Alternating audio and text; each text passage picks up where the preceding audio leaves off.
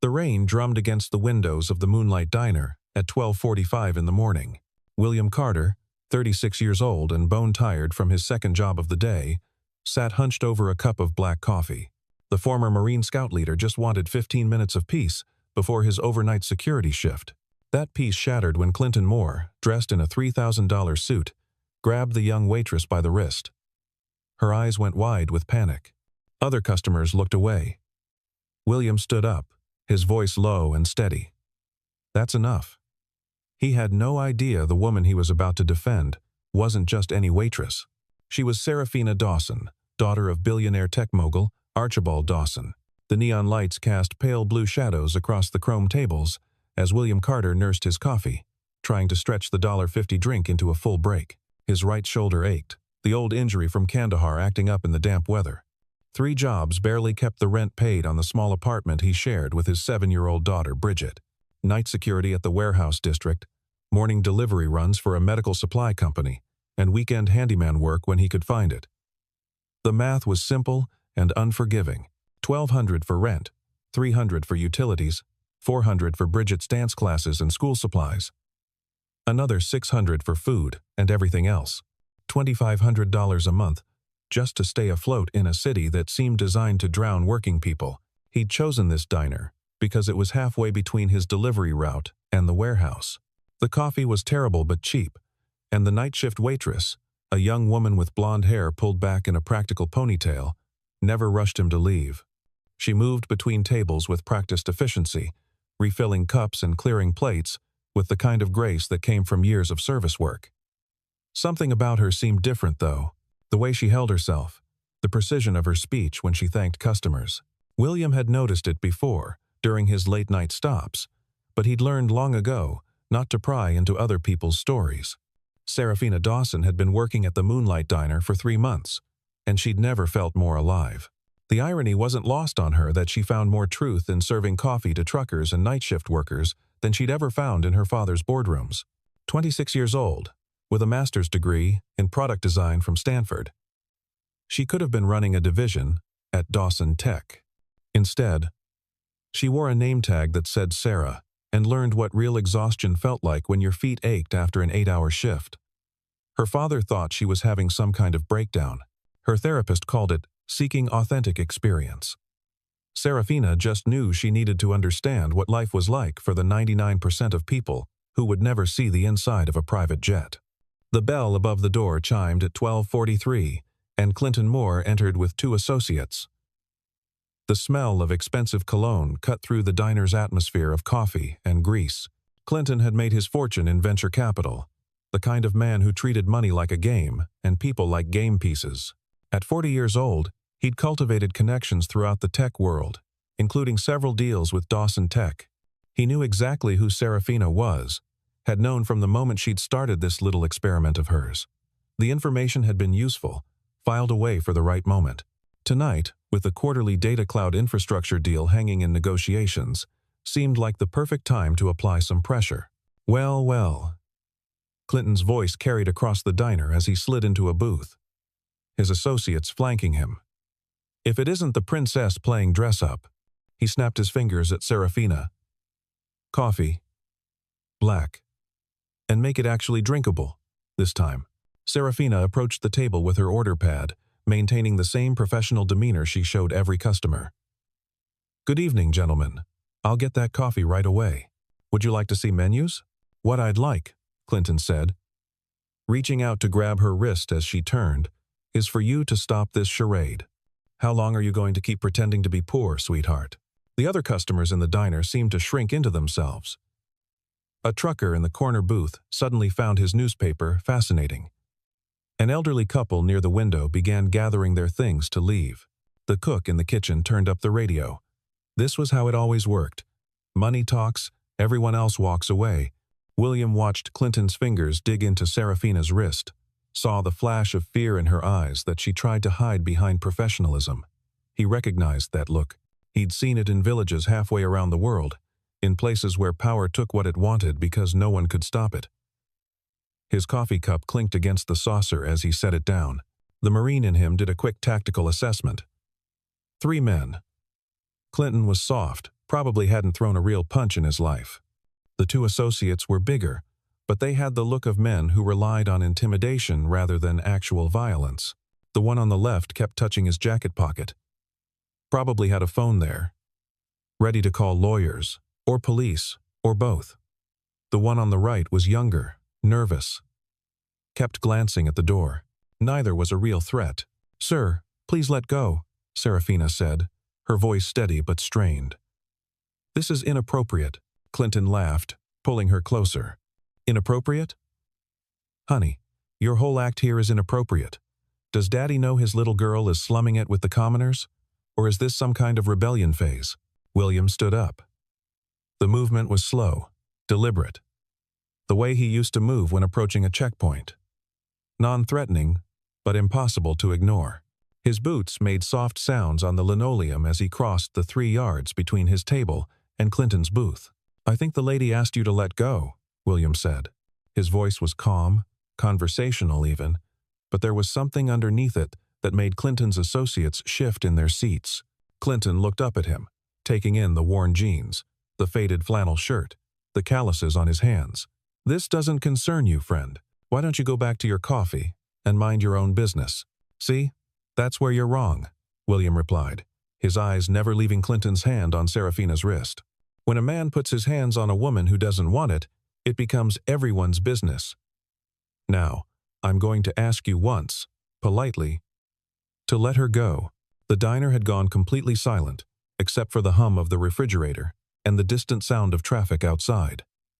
Seraphina looked at William, surprise, mixing with gratitude in her expression. No one had stood up for her like this in years. In her world, people didn't intervene. They calculated advantages and disadvantages, measured profit and loss. But they didn't simply step forward because it was the right thing to do. Clinton's face flushed red. "Do you have any idea who I am? I could buy and sell you 100 times over. I could make one phone call, and you'd never work in this city again. I know exactly what you are," William said. And now there was an edge to his voice, sharp as a Kabar knife. "You're a man who thinks money makes him untouchable. But right now, in this moment, your money doesn't mean anything. You're going to let go of her wrist, you're going to apologize, and then you're going to leave. Or we're going to have a different kind of conversation." Clinton made 2 mistakes then. The first was assuming that a man who worked 3 jobs and wore old clothes was weak. The second was nodding to his associates to handle the situation. The younger one started to stand, reaching for William's shoulder. The movement that followed was so quick and efficient that most of the people in the diner weren't sure what they'd seen. William pivoted on his left foot, his right hand coming up to trap the associate's reaching arm. A twist, a step, and suddenly the younger man was face down on the table, his arm locked behind him in a control hold that promised significant pain if he struggled. The second associate had barely started to move when William's free hand pointed at him. A simple gesture that somehow carried enough weight to freeze him in place. "Nobody needs to get hurt here," William said, his voice never rising above conversational level. "Your friend is fine. His shoulder might be sore tomorrow, but nothing's damaged. Yet." He looked back at Clinton. "Let her go. Now." Clinton released Seraphina's wrist, his face a mixture of rage and humiliation. She stepped back, rubbing the red marks on her skin. William held the control hold for another second, then released the associate, who stumbled back, clutching his shoulder. "You just made the biggest mistake of your life," Clinton snarled, pulling out his phone. "I'm calling the police. Assault and battery. You're going to jail, and I'm going to make sure you stay there." William returned to his table, picked up his coffee cup, and took a sip. "You do what you need to do, but everyone here saw you grab her first. That's assault. What I did was intervene in defense of another person. Any cop worth his badge knows the difference." The police arrived 12 minutes later. Henry Brooks, a 20-year veteran of the force, took statements from everyone present. The security camera footage was frustratingly inconclusive, the neon lights creating a glare that obscured the crucial first moments of the confrontation. But Seraphina's statement was clear, and 2 other customers reluctantly confirmed that Clinton had grabbed her first. "Looks like self-defense to me," Lieutenant Brooks said, closing his notebook. He knew William by reputation, had heard about the Marine who worked multiple jobs to support his daughter, never caused trouble, always paid his bills on time. "But Mr. Moore here is insisting on pressing charges, so I need you to come down to the station, Mr. Carter." William nodded. "I need to make a call first. My daughter's with a neighbor. And I've got a shift, starting in an hour." "Daddy?" Bridget's sleepy voice came through the phone. "Is everything okay?" "Everything's fine, sweetheart. I might be a little late getting home. Mrs. Chen will make you breakfast, okay? Be good for her. Did you help someone, Daddy? Like you used to do when you were a Marine?" William closed his eyes. "Something like that, baby. Get some sleep." At the station, Clinton was already there with a lawyer. An oily man in an expensive suit who kept talking about lawsuits and damages and teaching certain people their place. But help came from an unexpected source.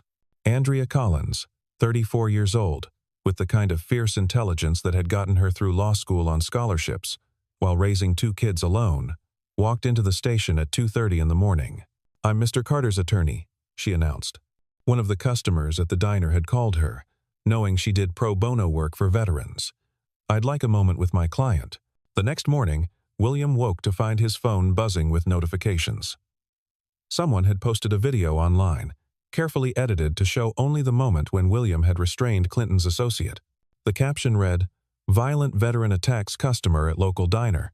The video had been shared hundreds of times, picked up by local news aggregators. By noon, William had lost his security job, the company citing potential liability issues. Seraphina found out about the video from Vivian Hale, her father's head of public relations. Vivian, 31 and sharp as a surgical scalpel, had built her career on crisis management. She sat across from Seraphina in a Dawson Tech conference room, tablet in hand, expression carefully neutral. "This is becoming a problem," Vivian said. "The man who intervened last night is being portrayed as unstable. Clinton Moore has connections in media, and he's using them. The narrative is spinning out of control. Then we need to correct the narrative," Seraphina said. "That man protected me. He stood up when everyone else looked away." "That man," Vivian replied, pulling up a file on her tablet, "is William Carter. Former Marine, honorable discharge after an injury in Afghanistan. Single father, wife, died of cancer 4 years ago. He's been receiving treatment for PTSD, which Moore's people are already spinning as evidence of mental instability." Seraphina felt anger rise in her chest, hot and unfamiliar. In her world, battles were fought with proxies and press releases. But this felt personal. He saved me from being assaulted, and now they're destroying his life? "Welcome to the real world," Vivian said, not unkindly. "The question is, what are you going to do about it?" The door to the conference room opened, and Archibald Dawson entered. At 62, he moved with the confidence of a man who'd built an empire from nothing, who'd never met a problem he couldn't solve with enough money or influence. He looked at his daughter with a mixture of concern and frustration. "Enough," he said simply. "This experiment of yours has gone too far. You're coming home. Finn will handle your security from now on." Finn Turner, 33, stood in the doorway behind Archibald. Former Special Forces, now private security, he had the kind of presence that made people step aside without really knowing why. But Seraphina stood her ground. "No," she said. "I'm not running away, and I'm not letting them destroy William Carter for protecting me." "The man is a nobody," Archibald said, his tone dismissive. 3 jobs, barely making rent. Probably saw an opportunity when he recognized you. He didn't know who I was." Seraphina shot back. "He didn't help me because I'm your daughter. He helped me because it was the right thing to do. When's the last time someone in our world did that?" Over the next few days, William's life continued to unravel. The edited video had gone viral in local circles. Parents at Bridget's school whispered when he picked her up. The property management company that employed him for handyman work suddenly had no available assignments. His delivery route supervisor suggested he take some time off until things cool down. Andrea worked tirelessly, filing motions and gathering evidence. But the legal system moved slowly. Clinton's lawyers filed a civil suit, claiming damages for assault, defamation, and emotional distress. The number they were asking for was more than William would make in 10 years. "They're trying to bury you," Andrea said, sitting across from William in her cluttered office. "Make you settle, sign an NDA. Disappear." "I didn't do anything wrong," William said, his hands folded on the table. They were steady, no shake, no tremor. The PTSD treatment had been working. Had been for 2 years now. "I protected someone who needed help. And that's exactly why they're coming after you so hard," Andrea replied. "You made Clinton Moore look weak in public. Men like him can't let that stand." That evening, William sat with Bridget at their small kitchen table, helping her with homework.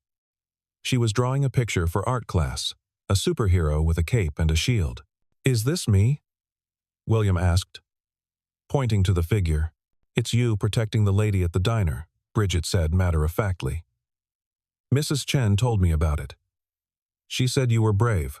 Sometimes being brave costs a lot, sweetheart," William said carefully. Bridget looked up at him with eyes that were too wise for 7 years old. "But you did it anyway. That's what makes it brave, right?" The knock on the door came at 8 o'clock. William opened it to find Seraphina standing there, wearing jeans and a sweater instead of her waitress uniform, holding a casserole dish covered in foil. "I thought you might be hungry," she said. "May I come in?" William stepped aside, and Seraphina entered the small apartment. It was clean, almost military in its organization. A folded flag in a triangle case on the mantel, photos of a younger William in dress blues, a woman who must have been Bridget's mother smiling from a dozen frames. "You didn't have to come here," William said. "Yes, I did." Seraphina set the casserole on the counter. "This is my fault. Clinton Moore is doing this because of who my father is. Because of some business deal. You're collateral damage in a war you didn't even know existed." "I knew exactly what I was doing when I stood up," William replied. "And I'd do it again." They stood there in the small kitchen. Two people from different worlds, connected by a moment of violence and courage. Seraphina looked at the bills stacked neatly on the counter. The schedule of 3 jobs taped to the refrigerator. The bright crayon drawings that covered every other available surface. "I need to tell you something," she said. "My name isn't Sarah. It's Seraphina Dawson. My father is Archibald Dawson. Dawson Tech. I figured it out," William said. "The way you talked, moved. You weren't born to this work. Doesn't matter. You were a woman who needed help. That's all I needed to know." Seraphina felt something shift in her chest, a recognition of something real and honest that had nothing to do with stock prices or board meetings. "I want to help you. Let me pay for a better lawyer. Make this go away." "No." William's response was immediate. "I don't need charity, and I won't be bought off." Clinton Moore was wrong, and everyone in that diner knew it. If we let money decide who's right and wrong, then what kind of world are we leaving for her? He nodded toward Bridget's room. The legal maneuvering intensified over the next week. Clinton's team had deep pockets and media connections. Stories began appearing about William's time in Afghanistan. His PTSD diagnosis spun to suggest instability and violence. They found a photo from a bar fight 6 years ago, before his treatment, before he'd gotten his life together after his wife's death. The context didn't matter. The narrative was being built, brick by brick. But Seraphina and Andrea were building their own case. Andrea tracked down Gwen Parker, 29, who had worked as a bartender at an upscale hotel where Clinton was a regular. She had her own story about Clinton's wandering hands and explicit propositions, complete with text messages he'd sent after she'd rejected him. 2 other women came forward privately, afraid to go public but willing to provide statements. "We have a pattern of behavior," Andrea said, spreading documents across the conference table at her office. "But patterns don't matter if we can't prove what happened that night at the diner. The camera footage is compromised," Seraphina said. "The angle, the lights. It doesn't show Clinton grabbing me clearly." "Then we need something else," Andrea replied. Or someone else. That someone turned out to be Marcus Rodriguez, a truck driver who'd been sitting in the corner booth that night. He'd been keeping his head down, not wanting trouble, but his 12-year-old daughter had seen the news stories. She'd asked him why the man who helped the lady was being called bad names. Marcus couldn't explain to her why he'd stayed silent, so he decided not to stay silent anymore. "I saw the whole thing," Marcus told Andrea and Seraphina in a recorded statement. "That Clinton guy grabbed the waitress hard enough to leave marks. She asked him to stop 3 times. The veteran, he gave Clinton every chance to back down. What he did was textbook defensive intervention. I know because I used to be military police, back before I started driving trucks." Meanwhile, Clinton was escalating. He sent a message through intermediaries. William could make this all go away. $50,000 and a signature on a non-disclosure agreement. Enough money to cover rent for 2 years, to ensure Bridget could stay in her school, maybe even start a college fund. William looked at the offer for exactly 3 seconds before tearing it in half. Tell Clinton Moore he can take his money and his NDA and shove them where the sun doesn't shine. The response came 12 hours later. Photos appeared on social media, taken with a telephoto lens. William walking Bridget to school. Bridget at dance class. The message was clear. "We know where you are. We know your routines. We're watching." Henry Brooks, the lieutenant who'd responded to the original call, saw the photos and immediately opened an official investigation into criminal harassment and stalking. "This crosses a line," he told William. "This is witness intimidation." The turning point came from an unexpected source. Finn Turner, Archibald Dawson's security chief, had been conducting his own investigation on his employer's orders. He was supposed to find dirt on William, prove he was an opportunist, or worse. Instead, he found a decorated Marine who'd lost 2 men in an ambush he still blamed himself for, who'd held his wife's hand through 18 months of chemotherapy, who'd never missed a parent-teacher conference despite working 3 jobs. Finn sat across from Archibald in the Billionaire's home office, a room that cost more to furnish than William Carter would make in a lifetime. "Your daughter is right about him," Finn said simply. "He's one of the good ones. Everyone has a price," Archibald replied, not looking up from his screens showing real-time market data. "Not everyone," Finn said. Clinton Moore offered him $50,000 to go away. Carter tore up the check. "Moore's people have been photographing his daughter, trying to intimidate him. He hasn't budged. When's the last time you met someone who couldn't be bought?" Archibald finally looked up. In his world, everything was a transaction. Every relationship had a value proposition. But here was a man who'd risked everything for his daughter, expecting nothing in return. "What do you recommend?" Archibald asked. "Help him," Finn said. "Not with money, with the truth." The annual Dawson Tech product launch was the biggest tech event on the West Coast. 800 journalists, investors, and industry leaders gathered in the conference center to see the unveiling of Cloud Atlas, the new distributed computing platform that would revolutionize data storage. Clinton Moore was there, of course, standing near the front with other major investors, confident that his little problem with William Carter would soon be resolved. Archibald Dawson took the stage to thunderous applause. But instead of launching into his prepared remarks about Cloud Atlas, he did something unprecedented. "Before we talk about the future of technology," he said, "I want to talk about the present of humanity." The room grew quiet, confused. 2 weeks ago, my daughter was assaulted in a diner. A man grabbed her, hurt her, tried to use his power and wealth to intimidate her. And everyone looked away. Everyone except one man. On the screens behind him, the security footage from the diner appeared. But this wasn't the degraded, glare-obscured footage that had been circulating. This was the original digital file, pulled directly from the security system before it had been compressed and transmitted. The enhancement team at Dawson Tech had cleaned it up, frame by frame. It clearly showed Clinton grabbing Seraphina, her face contorting in pain, other customers turning away. And then William standing up, approaching calmly, trying to de-escalate. "The man you see defending my daughter is William Carter," Archibald continued. "A Marine veteran, a single father, a man who works 3 jobs to support his child.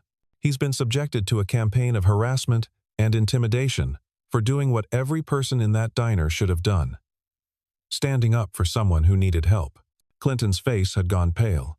He started moving toward the exit, but found Henry Brooks and two other officers waiting for him. "Clinton Moore," Lieutenant Brooks said, loud enough for the nearby journalist to hear. "You're under arrest for assault, criminal harassment, witness intimidation, and stalking." The flash of cameras was blinding as Clinton was handcuffed and led away. But Archibald wasn't finished. "I've learned something important from this situation. My daughter chose to work in that diner because she wanted to understand how real people live, what they struggle with, what they need. She was right to do so, because how can we build technology for everyone if we don't understand everyone?" Seraphina took the stage then, not as the billionaire's daughter playing at being working class, but as a woman who'd found her voice through adversity. "William Carter didn't save me because I was Archibald Dawson's daughter," she said. "He didn't know who I was. He saved me because I was a human being who needed help. That's the kind of integrity we should all aspire to. That's why I'm announcing the launch of the Safe Workplace Initiative, a comprehensive program to prevent harassment and protect workers at all levels, funded by Dawson Tech, but available to any company that wants to participate." The announcement made headlines, but not the ones Clinton had planned. Within days, 6 more women came forward with stories about his behavior. His investment firm began hemorrhaging clients. Federal investigators started looking into some of his shadier deals.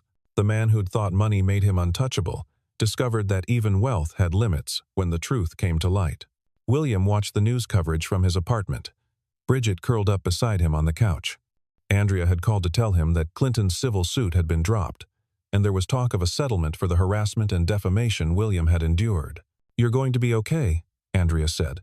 "Better than okay. There are 3 job offers already from companies that want to hire a man with your integrity." But William wasn't thinking about job offers. He was thinking about Seraphina's words on that stage, about integrity and doing the right thing when no one was watching. He thought about the fear in her eyes that night at the diner, and how it had transformed into strength when she stood before those cameras. 3 days later, there was another knock at his door. This time, it was Archibald Dawson himself, accompanied by Finn. The billionaire looked out of place in the narrow hallway of the apartment building, but he stood there without any sign of discomfort. "Mr. Carter," Archibald said, "I owe you an apology. I assumed you were trying to take advantage of my daughter. I was wrong." William stepped aside to let them in. Bridget peeked out from her room, eyes wide at the visitors. "You don't owe me anything," William said. "I did what anyone should have done." "That's exactly the point," Archibald replied. "Anyone should have, but only you did.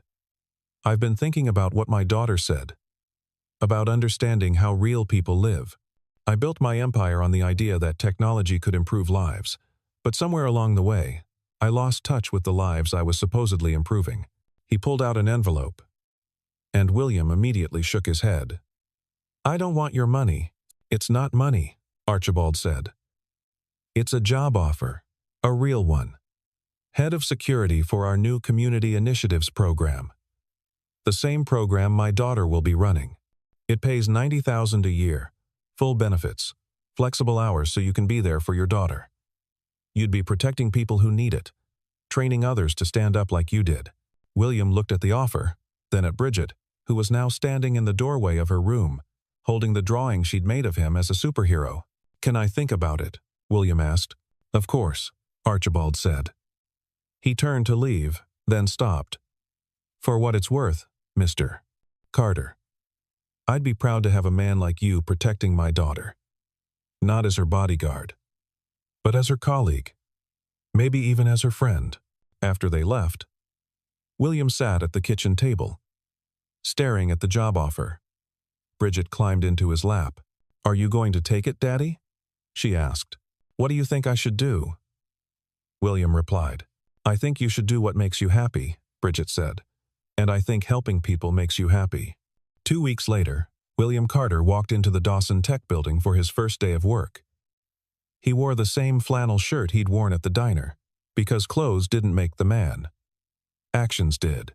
Seraphina was waiting for him in the lobby, not as the billionaire's daughter, but as his colleague and partner in building something meaningful. Ready to change the world? She asked with a smile.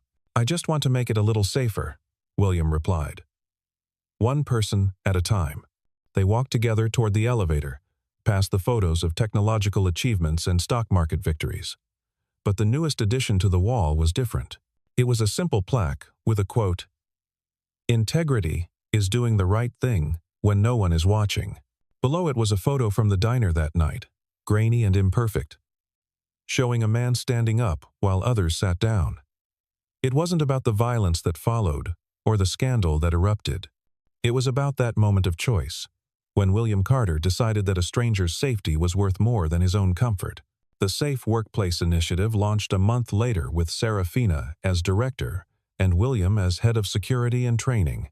Andrea Collins joined as legal counsel, her fire for justice given a platform and resources she'd never dreamed of.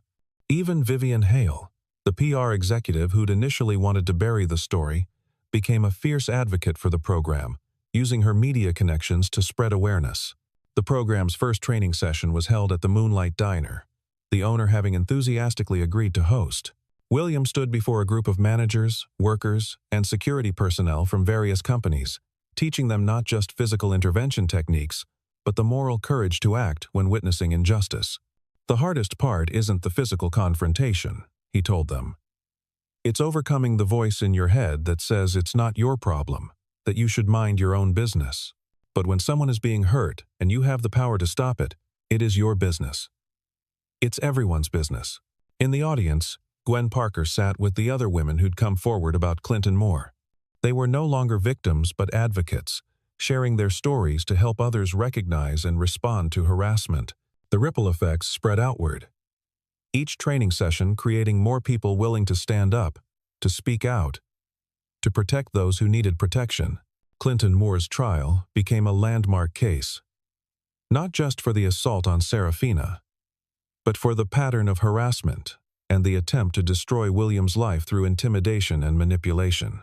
He was sentenced to 18 months in prison and ordered to pay substantial damages to his victims. More importantly, his case became a cautionary tale about the limits of wealth and influence when confronted with truth and courage. 6 months after that night at the diner, William and Seraphina stood in a park, watching Bridget learn to ride her bike without training wheels. It had become their Sunday tradition, these simple moments that had nothing to do with Dawson Tech or security initiatives or changing the world. They were just 3 people who'd found each other through an act of violence that became a catalyst for something better. You know what Bridget asked me yesterday? Seraphina said, holding a box of homemade cookies she'd brought for their picnic. She asked if standing up for people runs in families.